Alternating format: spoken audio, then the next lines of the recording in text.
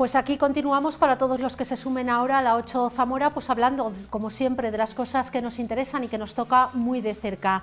Rafa García, muchos de ustedes lo conocerán, es historiador y profesor, ha realizado su tesis. Rafa, buenas noches. Lo primero, si me confundo me corriges. Su tesis doctoral sobre arquitectura religiosa contemporánea en Zamora. Y parte de esa tesis la ha publicado en un libro, lo tenemos aquí, lo vamos a ir viendo y desgranando en los próximos minutos porque es realmente interesante. Bueno, aborda el tema de la Universidad Laboral de Zamora, ese gran complejo, ese gran edificio que hay en Zamora. Bueno, pues Rafa, cuéntanos un poco cómo te pones manos a la obra y enseguida entramos a hablar de la historia de la Universidad Laboral. Bueno, pues como dices, este libro, publicado ya como una parte, es una parte de la tesis doctoral. Es voluminoso, son 420 páginas. Pesa, pero, yo bueno. lo he cogido y pesa, es un trabajo de estos serios. Sí, es contundente, la verdad. Y bueno, pero aunque sea voluminoso, es solamente un 11% de la tesis. Entonces, bueno, hay mucho más todavía por publicar y hay, bueno, pues mucho material que, bueno, pues irá saliendo adelante poco a poco, ¿no? Entonces, bueno, pues a la hora de publicar, consideramos que, bueno, pues hacer una obra del edificio quizá más importante de la provincia en el siglo XX, pues merecía un volumen por sí solo. Y bueno, pues este es el resultado, aquí está. Aquí está, después de mucho trabajo, ¿verdad, Rafa? Sí, la verdad es que sí. Bueno, la tesis duró más o menos entre el trabajo de investigación y redacción estuve entre 2009 y 2016, que defendí, con algunos intervalos, bueno, trabajando a la vez, entonces claro, siempre es más complicado que cuando te dedicas exclusivamente a esto. Pero bueno, ha sido un trabajo apasionante, la verdad, porque, bueno, yo creo que la investigación es muy bonita, porque no inventas nada nuevo, pero sí descubres muchas cosas que están ahí, que a veces no caemos en la cuenta que están, e incluso por la costumbre de verlas, ni valoramos, ni consideramos, y bueno, es como sacar a la luz aquello que está ahí, pero que no se ve. Entonces, qué bonito es ese trabajo, Rafa, la verdad es que estamos totalmente de acuerdo. Qué bonito es cuando coges un tema que te apasiona y puedes ir descubriendo y sacando cosas a la luz que no solamente descubres tú, sino que además nos vas a ayudar a todos los demás a ver y a poner un poquito más de luz sobre ese edificio de la Universidad Laboral de Zamora. Bueno, cuéntanos cuándo se construye y por qué se construye. Bueno, antes de eso, una cosita. Claro, además es que la Universidad Laboral no la ve, ha tenido algún estudio de carácter siempre vinculado a otros edificios, nunca ha tenido una monografía así voluminosa como tal. Ya algún arquitecto, Antón Capitel en concreto, en los años 80 hace su tesis doctoral sobre Luis Moya, que es el arquitecto principal del grupo que lo hace, que fue uno de los grandes arquitectos de la primera mitad y segunda mitad del siglo XX, y a caballo en la mitad de siglo, ¿no? Y con la intención un poco de rehabilitarlo, porque estaba como muy vinculado al régimen de Franco, entonces claro, Capitel lo que hace es decir, bueno, al margen de a qué régimen sirva este señor, vamos a ver si es buen arquitecto o no. Entonces, bueno, prácticamente yo percibía que la Universidad Laboral tenía mucho hilo de donde tirar, pero que no se había tirado de ello, ¿no? Entonces, bueno, la verdad es que el resultado de la investigación pues ha sido deslumbrante, porque si bien es verdad que más o menos conocíamos la Universidad Laboral, ahora el panorama que nos pinta es, en algunos aspectos, casi revolucionario, ¿no? En algunos aspectos, pues, dar un giro de 180 grados a lo que ha sido, lo que sabemos hoy sobre la Universidad Laboral. Con lo cual, no es por vender la moto, valga la expresión, pero sí que es verdad que la obra descubre muchos aspectos que eran totalmente desconocidos hasta ahora. Pues comenzamos por ese principio, Rafa, cuéntanos. Bueno, pues la Universidad Laboral surge, hay un acontecimiento que aparece como el punto de arranque, y es que todos sabemos que el zamorano Carlos Pinilla fue subsecretario del Ministerio de Trabajo. Este señor fue en representación del ministro de entonces, en los años 40, al concejo de Aller, en Asturias, por los funerales de unos mineros que habían fallecido, y él dice en sus memorias que, claro, que se planteaban cómo poder dar una solución a los hijos de los trabajadores que no tenían acceso a la educación para poder formarse. Bueno, eso es más o menos el punto de arranque, más o menos teórico. En la práctica, al margen de cuestiones políticas, que yo no quiero entrar al menos en este aspecto, sí que es verdad que lo que se propicia es crear instituciones educativas donde se pueda ofrecer educación gratuita a hijos de trabajadores y obreros, y con un doble criterio: dispersa por España para que las zonas más deprimidas puedan tener acceso, porque los centros principales ya estaban garantizado. Ya tenían la universidad bien cubierta. Claro. Y en segundo lugar, de alguna manera, crear técnicos intermedios entre trabajadores y ingenieros y arquitectos, crear una especie de segmento intermedio que pudiera ser propicio, sobre todo pues, para el mundo industrial y laboral. Ajá. Esa es la idea principal de la universidad laboral. Entonces, bueno, esta necesidad se percibe en Zamora. En el año 46, ya en enero del 46, surgen los primeros barruntos para crear esta institución, y el 11 de junio de ese año se constituye la universidad laboral. Entonces, los primeros pasos es, hay que crear un edificio. Y aquí viene pues, dos de las cuestiones más importantes que aporta este volumen, que son, hasta ahora habíamos creído que el edificio de la portada del libro y que todos conocemos era el edificio de la Universidad Laboral. Bueno, pues ha habido dos anteriores. Es decir, hubo dos proyectos anteriores, uno primero que hacen arquitectos locales, del cual no hemos tenido acceso al proyecto, no lo conocemos, pero sí que sabemos algunas de sus características por la prensa local. Y un segundo proyecto, que si podemos proyectar la primera de la imagen, vamos a ver el alzado del edificio. Es conocido el alzado, en alguna publicación ha salido ese alzado, pero realmente no es el que estaba en el proyecto, que es el que veremos ahora. Y bueno, pues el libro también, aparte del alzado, ofrece las plantas del edificio, un edificio también de carácter historicista, casi escurialense, si podemos verlo. Sí, ahora enseguida a ver si podemos ir viendo esas imágenes que nos ha traído, Rafa. Como digo, alguna institución... No, ese no, la anterior. La anterior. Si nos podemos quedar en la anterior, ahí, perfecto, muchas gracias. Bueno, un edificio, un alzado que salió en la prensa parecido, digo parecido porque la volumetría ni la composición es exactamente igual, pero en el libro que tenemos aquí hoy, del que estamos hablando, pues aparecen las plantas del edificio, de tal manera que sabemos no solo el alzado, ese que estamos viendo, como era su fachada principal, sino también la distribución de los espacios. Antes de este, como digo, hubo un anteproyecto anterior que se desestima cuando la Universidad Laboral accede Carlos Pinilla como miembro del gobierno al patronato de la Universidad Laboral, pues como que se considera que el edificio, el anteproyecto que se había previsto anteriormente, no estaba a la altura de las necesidades y se encarga a un arquitecto de renombre, Enrique Huidobro, hacer ese proyecto. Este ha sido otro de los descubrimientos de la investigación, que se atribuía este edificio al equipo que finalmente construyó la Universidad Laboral, Luis Moya, su hermano Ramiro Moya, Pedro Rodríguez Alonso de la Puente y Huidobro, y no es de ellos, sino de este último. ¿Vale? Y bueno, a continuación, pues lo que se hace es que esto se desestima, finalmente, por una serie de cuestiones que damos cuenta en el libro, y al final el edificio se construye es más o menos el que tenemos hoy, y vamos a ver la siguiente imagen. Digo más o menos porque...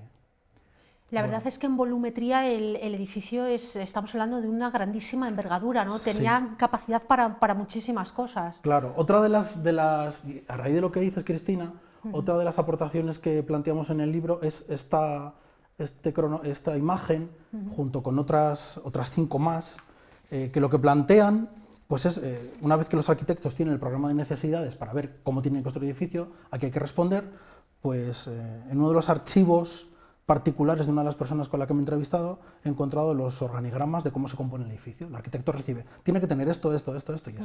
Y el arquitecto juega con los volúmenes y hace dibujos de ese tipo.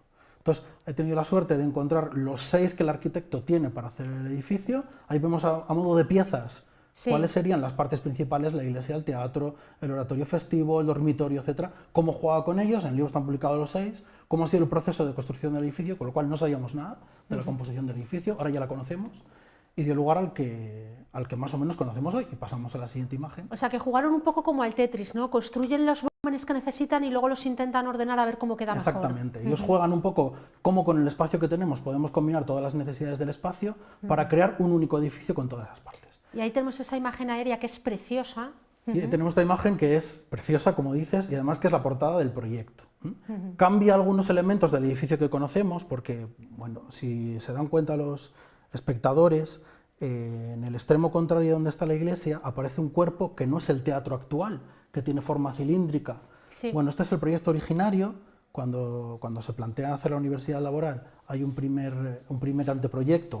Vale, esto es un proyecto, no es una foto. Esto es la portada del proyecto. Del proyecto. Vale, es que yo por un momento he pensado que era la foto, no. Foto aérea Es un del edificio. Es un dibujo. Es un dibujo de lo que iba a ser el proyecto. Como digo, en su versión primera, de marzo del 47, donde el teatro, como vemos ahí atrás, no es el actual, ¿no? Luego hay una reforma en junio de ese mismo año, del 47, y se hace el teatro como lo tenemos hoy. bueno, pues que es cilíndrico, no es ese cuerpo ya a dos aguas como parece. Hay otros elementos que cambian, pero bueno, el más importante. Y luego al fondo también, a continuación, se ve como un hueco, un vacío, que se construye un cuerpo que es el que se ha tirado con el famoso... Centro de congresos que al final va a ser un centro cívico, al final para el Conservatorio de Música, que lo hemos cambiado varias veces de ubicación. Al final el centro de música es lo que irá en la zona del fondo que estamos viendo ahora, ¿no? Pues originariamente no había nada previsto ahí, después se construye en el proyecto definitivo un cuerpo de columnas que cierra ese espacio y al final pues, iba a una granja y otro de los aspectos que vemos después. Pero este proyecto sí se parece bastante a lo que hay en la actualidad, exacto, ¿verdad? Porque yo por encima he dado la sensación de que era muy parecido. Tenemos ahí en primer plano la iglesia y toda la parte de la derecha se dedica a educación, todo ese gran edificio. Fundamentalmente son dormitorios. Sí, porque las aulas son los cuerpos laterales que van en paralelo. Fundamentalmente son los dormitorios y la zona de los salesianos, que son los que bueno, pues gestaron este edificio y de alguna manera pues lo llevan hasta los años 80 que lo dejan, ¿no? ¿Podemos seguir avanzando con las imágenes? Sí, sin ningún problema. Bueno, otro de los aspectos importantes de este edificio es los edificios a su servicio que aparecen. Voy a hacer una puntualización que tenía que haber hecho al principio y que es importante, y es, el título del libro es La obra conjunta de la Universidad Laboral de Zamora. Tenemos que cambiar radicalmente nuestro lenguaje a partir de ahora, lo siento, es lo que tiene la investigación, y cuando hablamos de Universidad Laboral de Zamora no podemos ceñir el todo, Universidad Laboral de Zamora, al edificio que hemos estado viendo, que son las escuelas profesionales de la Universidad Laboral de Zamora. ¿Por qué? Porque aunque en principio solo se quieren construir las escuelas profesionales, enseguida se ve la necesidad de construir el convento de las Claras, que se construye para la Universidad Laboral, el edificio que todo el mundo conoce como la Grillera, que es este de ladrillo alto, que está a continuación del Clínico, que se construye para la Universidad Laboral, y la Granja Florencia, que se construye para la Universidad Laboral. Por tanto, técnicamente, si hablamos de Universidad Laboral, hablamos de los 4 edificios. De todo... Eso es la Universidad Laboral. Nos parecía grande, ahora ya ni te cuento. Por eso, la obra conjunta de la Universidad Laboral, que tiene 4 partes. Escuelas profesionales, el IES Universidad Laboral, el convento de las Claras, que se construye porque, bueno, así rápidamente, ¿no? Las Claras necesitan un nuevo convento, la Universidad Laboral necesita a alguien que les planche la ropa, se la lave y le dan este servicio. Luego entramos un poquito en esto, ¿no? Entonces, eso es importante, ese matiz, ¿no? Universidad Laboral son el complejo de los 4 edificios. De los 4. Y estas son las escuelas profesionales. De acuerdo. ¿Qué es lo que estamos viendo? Lo que estamos viendo es, entre otros, porque en el libro aparecen más, he querido seleccionar uno, porque si no esto se puede convertir en un... el pabellón polideportivo que se iba a construir, que se previó construir para la Universidad Laboral. En los terrenos de la actual pista de deportes, que es un... Originalmente, las escuelas profesionales iban a llevar en su interior, como hemos visto en la foto anterior, un campo de fútbol. Un campo de fútbol, sí. En el que en un determinado momento, por unas razones que bueno, tampoco vamos a detallar aquí, se prescinde de ese campo de fútbol, se genera un patio interior, un jardín, que por cierto lleva a cabo y proyecta el jardinero de la Villa de Madrid. O sea, estamos hablando de primeros personajes que intervienen en este edificio. De ahí también otra de las razones por las que hablamos que la Universidad Laboral, las escuelas profesionales, son sin duda el edificio más representativo de la provincia y de carácter nacional además. Y se construye el campo de deportes con la pista polideportiva en bueno, pues del otro lado del bulevar. Enfrente. Exactamente. Y uno de los equipamientos que iba a tener esas instalaciones eran ese pabellón polideportivo. O sea que esto es parte del proyecto de lo que tampoco se llegó a hacer, de lo que se cambió. Y que desconocíamos hasta ahora. No sabíamos nada de esto. Bueno, pues ha aparecido este y otros proyectos que, bueno, pues damos cuenta en el libro de ellos, ¿no? Si pasamos, podemos ver alguna otra cuestión interesante. Junto a edificios que complementan las escuelas profesionales en la Universidad Laboral, que no conocíamos hasta ahora, han aparecido bastantes obras artísticas que estaban en la Universidad Laboral y que no conocíamos. Bueno, si entramos, por ejemplo, en la iglesia de María Auxiliadora, que es la capilla de las escuelas profesionales... Menuda capilla. Menuda capilla. Podemos ver allí 3 grandes lienzos de Castilviejo, un crucificado, otro de un triunfo de la obra de Don Bosco, representativo de la iglesia, otro alusivo a la Virgen, pero hay algunas obras que se hicieron para la Universidad Laboral, que eran desconocidas, no sabíamos dónde estábamos y hemos sido capaces de encontrarlas. Una de las obras que se pintan para la Universidad Laboral es este Cristo orante entre las mieses, que estuvo colocado originariamente en donde está actualmente el lienzo de Castilviejo del crucificado, o sea, según entramos en María Auxiliadora, enfrente. Esa fue su localización. Lo pinta el mismo pintor que hace las tablas de los altares colaterales, Teodoro Delgado, y ahí está pues hasta que Castilviejo en el año 57 acaba sus lienzos y los coloca. Es decir, desde que empiezan a funcionar las escuelas profesionales hasta el año 57. O sea que esta imagen sí llegó a estar en la iglesia estuvo, de María Auxiliadora, ¿y ahora dónde está? Ahora está en Villamuriel del Cerrato. Al ser sustituida por la pedazo obra, valga la expresión, de Castilviejo, pues como era una obra de carácter sacro, específicamente sacro, pues se consideró que, bueno, pues que había que retirarla. Estuvo retirada durante un tiempo y después pasó a, bueno, como era propia de los salesianos de alguna manera, pues pasa a Villamuriel del Cerrato, que es donde está ahora mismo, ¿no? Otra de las obras brutales es esta. Esto es una maravilla. Esta obra es el triunfo de la obra de Don Bosco. Esta fue pintada por Castilviejo, el mismo autor de las pinturas que están allí. Más aún, esta fue la obra que posibilitó que Castilviejo pintara la Universidad Laboral. ¿Por qué? Porque esta obra es de 1955 y las pinturas de la iglesia de María Auxiliadora se empiezan en diciembre del 55 hasta el 57. Entonces, cuando encargan a Castilviejo hacer las obras de la iglesia, dicen, bueno, vamos a hacer un encargo de una obra menor, entre comillas, si el resultado es bueno, le encargamos las de la iglesia. Y este es el resultado, que, bueno, podemos decir que es una obra menor, pero de obra menor no tiene absolutamente nada, ¿no? Estaba localizada en el pabellón de exposiciones, una de las partes de las escuelas profesionales, y, bueno, pues de los múltiples cambios que tuvo ese edificio, al final se recoge y ahora mismo está en la Casa Provincial de los Salesianos de León. Bueno, pues tiene esa composición en ocres, pero vamos, tiene unas anatomías y, bueno, de esa forma alegórica en la que aparece Don Bosco, el fundador de los salesianos, con los elementos fundamentales de su obra, que es esa rueda dentada y algunos elementos de la formación profesional y los libros, pues, de la formación, ¿no? Formación educativa. De hecho, recuerda un poco los cuerpos, ¿verdad?, a la obra que actualmente está María Auxiliadora. Entonces esta obra, bueno, pues es el espaldarazo, ¿no? Gusta, se pinta. Y luego, otra curiosidad que también hemos descubierto en la investigación, ¿no? Se quiso que Castilviejo pintara la Universidad Laboral de Gijón, y se están haciendo a la vez, aunque la de Zamora es la segunda, pero se inaugura antes. Al final no hay acuerdo porque Pinilla desaparece del mapa con el cambio de gobierno donde Girón desaparece, pues Pinilla desaparece del gobierno y al final eso no tiene lugar, ¿no? Pero bueno, estas dos obras de arte, entre otras muchas, han aparecido varios watts, han aparecido algunas obras de arte que sí eran conocidas pero que no están al público, entonces con el libro pues las damos a conocer, pero sobre todo estas dos que he planteado pues no eran conocidas, no se sabía ni que existían y que pertenecían a nuestra Universidad Laboral. Y ¿Nos has traído alguna foto más? Sí, hay alguna foto más.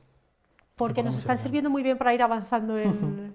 Y luego, bueno, pues esto es una foto de carácter crítico, como no, tenemos que tenerlo, si no, pues la investigación carecería de uno de sus aspectos fundamentales. Es esta foto que podemos hacer cualquiera de nosotros desde cualquiera de los cuerpos norte del Clínico, donde se ve el primer cuerpo de casas bajas que hay junto al Clínico, ¿verdad? Exactamente.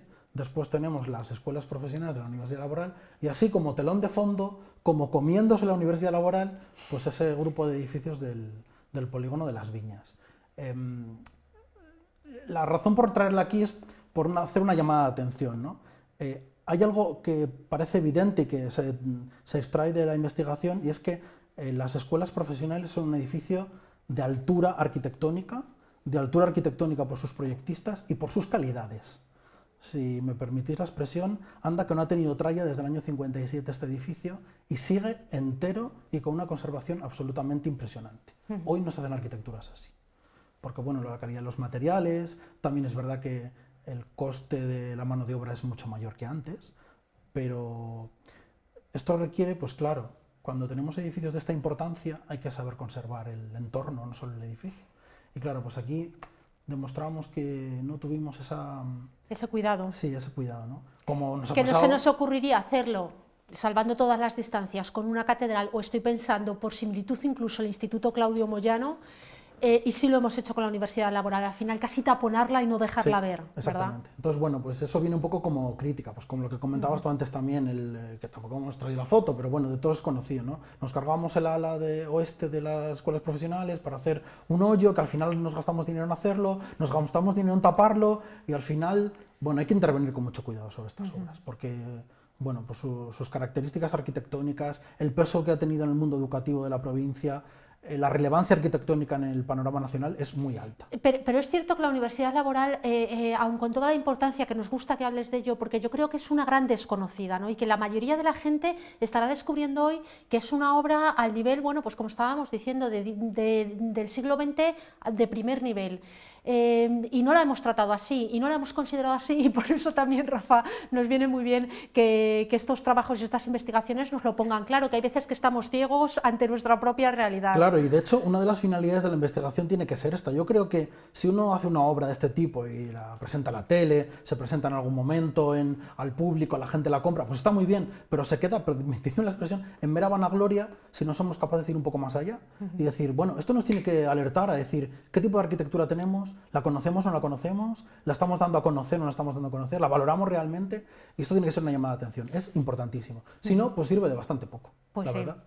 Seguimos avanzando con el edificio. Avanzamos. Junto a las escuelas profesionales, como decíamos antes, para la Universidad Laboral se construye el nuevo convento de las Claras. Como casi todos los zamoranos saben, justo donde estamos ahora mismo estaba el convento de Santa Clara, por eso la calle Santa Clara se llama calle de Santa Clara. Bueno, el convento estaba muy mal, en los años, a principios del siglo XX estaba muy desvencijado, de hecho las monjas tuvieron que vender una parte de la huerta para pagar reformas, porque el edificio estaba muy mal. Hay que pensar que estos edificios del siglo XVII y bueno, pues requieren muchos cuidados y a veces, pues en las situaciones que nos hemos encontrado en el país, pues es difícil conservarlos, ¿no? Ahí la imagen que tenemos, que es inédita, pues vemos una foto del interior del convento de Santa Clara, de la iglesia del convento de Santa Clara, en su estado originario, aquí en la calle de Santa Clara, ¿no? Y bueno, pues aquí la damos a conocer porque era desconocida, ¿no? Pues tiene sí. importancia también, no solo por la curiosidad que requiere ver esta iglesia, sino por la importancia que esto tiene para el nuevo convento, que la contaremos ahora, ¿no? Bueno, la cuestión es que una de las personalidades con las que el convento con las Claras, la comunidad de las religiosas clarisas, tienen relaciones con Carlos Pinilla precisamente, y lo que se plantean es, igual que en la Universidad Laboral de Gijón se ha pedido una comunidad de monjas, precisamente clarisas, que surgen del convento de Zamora y que fundan en Gijón, pues que atiendan el lavado de ropa y el planchado. Las monjas le piden a Pinilla si ellas pueden hacerse cargo de esto, que sería una cuestión, dicen ellas, muy interesante, pues para su supervivencia, es decir, claro, bueno, pues haciendo su trabajo, ganan un dinero y pueden vivir, ¿no? Bueno, estas negociaciones se entablan, parece ser que llegan a un acuerdo. Al principio lo que se plantean es, bueno, pues habilitadnos una parte de las escuelas profesionales que ya se están construyendo para que podamos vivir, eso se ve imposible. Entonces la decisión es, vale, como esto no se puede hacer, os vamos a construir un convento nuevo. Os vais a ir de aquí porque se está cayendo, os vais a ir al convento nuevo, os lo va a construir la Universidad Laboral, por cierto, que tampoco lo hemos dicho antes, Fundación San José, porque la figura jurídica depositaria de la Universidad Laboral es la Fundación San José, hasta que surgen las universidades laborales, y tanto la de Gijón como de Zamora se meten dentro de ese programa Universidades Laborales. Pero al principio, tanto la de Gijón como la de Zamora fueron patronatos para la educación de los estudiantes, ¿no? Como eso triunfa, desde un punto, estoy simplificando mucho, ¿no? Sí. Pero en el panorama nacional lo que plantean es, bueno, pues si esto en Gijón se ha hecho y ha servido, y en Zamora también, hagamos esta iniciativa de carácter nacional, y por eso surgen las universidades laborales. De tal manera que las dos que ya estaban creadas, a posteriori, se introducen en este modelo educativo, ¿vale? Entonces, bueno, pues al final la propuesta es, bueno, pues hacemos un convento que hace la Universidad Laboral con los mínimos recursos, eso sí, porque no podemos gastar en dinero en hacer un convento nuevo. Entonces, la cuestión fundamental es, gastamos lo mínimo, os vamos a construir al lado de las escuelas profesionales para que el trasiego de ropas sea inmediato, de hecho es cruzar una calle. Claro. Y así tenemos a un coste muy bajo, un servicio que es importantísimo, como es la limpieza y el cuidado de las ropas. Entonces ese es el acuerdo al que llega, ¿no? Digo que esta foto tiene importancia porque la condición es esa, bajo coste, hasta tal punto que las piedras con las que están construido el convento, las tejas con las que está construido el convento, la sillería del coro con la que está construido el convento, hasta algunos de los cristales con los que están construido el convento, proceden del viejo convento de Santa Clara. Madre mía, eso sí que es ahorrar, ¿eh? Esa fue la condición. Claro, hoy esto nos parece inviable, porque la mano de obra es muchísimo más cara que los materiales, pero en los años 50 era al revés, con lo cual lo que nos podamos ahorrar en costes de materiales, pues muchísimo mejor, ¿no? Entonces, bueno, pues lo que se hace es, bueno, pues se desmonta todo esto, todos los retablos, todas las imágenes que tenemos hoy ahora mismo, los retablos colaterales, el altar del fondo, el altar. Y todo esto se traslada. Y todo esto se traslada. Y está en el convento de Santa Clara, en el que conocemos actualmente. Exacto. Pasamos a otra imagen. Pasamos a otra imagen, incluso las piedras, como digo, los propios materiales. Bueno, esto es una curiosidad que a mí me parece tremendamente preciosa, y es que el convento de Santa Clara se encargan de su proyección arquitectónica los 4 arquitectos que hacen las escuelas profesionales. Luis Moya, su hermano Ramiro, Pedro Rodríguez Alonso de la Puente y Enrique Huidobro ya no. Este señor formaba parte del equipo originario de las escuelas profesionales, surge cierto conflicto entre ellos, este señor se desentiende, ¿vale? Entonces los 3 primeros son los que firman el proyecto. Hasta ahora se había mantenido en los 2-3 estudios parciales que se hace del convento, era que el convento era estos 3 arquitectos. Efectivamente, estos 3 arquitectos firman el proyecto, pero el convento no es de estos 3 arquitectos, sino del último de la lista, Pedro Rodríguez Alonso de la Puente. ¿Esto cómo lo sabemos? Pues por mera comparación de edificios. Repite, las escuelas profesionales juega con un módulo arquitectónico, que es los 240, toda la composición arquitectónica juega con repeticiones de espacios de 240, una cuadrícula. El convento de las Claras es igual, repite el mismo concepto, pero claro, si nos metemos dentro de la iglesia de María Auxiliadora y nos metemos dentro de la iglesia del convento, no tiene absolutamente nada que ver. Y hay otras razones, como que Rodríguez Alonso de la Puente siempre es el interlocutor con las monjas, es el jefe de obra, no así de la Universidad Laboral, que era Luis Moya, y luego hay un testimonio familiar, aparte de los proyectos, que bueno, pues su familia mantiene, que desde siempre este señor dijo que el convento de Santa Clara era su niña bonita de toda su obra arquitectónica, ¿no? Entonces parece que todo casa, y aunque es verdad que el equipo firma, pero bueno, esto no es nada extraño, porque todos sabemos que Gregorio Fernández hizo cientos de, iba a decir miles, cientos de yacentes, pero que realmente se lo hacía a su escuela y él daba el último toque, ¿no? Bueno, pues esto también pasa en arquitectura, arquitectos que tienen 8, 10 arquitectos trabajando para ellos y el arquitecto de cabecera es el que firma, pues aquí pasa algo parecido. Entonces las escuelas profesionales, aunque se ve con claridad cuál es cada parte de cada cual, el convento podemos decir que realmente es de Rodríguez Alonso de la Puente. No sé si nos va a dar tiempo, Rafa, a ver todas las fotografías que nos restan. Muy rápidamente. Esto es el esquema que los arquitectos proponen para los dormitorios de las monjas, con doble altura, con una cortina que cerrara las celdas y ya. Al final no se construye, pero ellos piden esto. Esto es una curiosidad que no se había hecho hasta entonces, nunca. Y además pensamos que en los años 50 construir un convento era como, bueno, que se me está encargando, ¿no? Era una obra relevante. Y podemos pasar, si queréis, a la siguiente. Sí, pero me está diciendo mi compañero que nos quedamos prácticamente sin tiempo. Rafa, ¿qué te parece si continuamos hablando de este tema otro día? Cuando queráis. Porque estamos a mitad de la historia, nos está pareciendo muy interesante. ¿Nos vemos otro día y seguimos hablando de ello? De acuerdo. Pues muchísimas gracias, enhorabuena por este trabajo que nos has venido a presentar. Gracias. Y como digo, no lo vamos a dejar aquí, hablamos en unos días de lo que queda de esta historia de la Universidad Laboral. Gracias Rafa. a vosotros, Cristina. Nosotros vamos a continuar, ya lo saben que desde 8 Magazine nos despedimos, pero a continuación llega Zamora sobre ruedas y tendencias, no se lo pierdan. Mañana jueves nos volvemos a ver nosotros aquí en la 8, les esperamos, buenas noches.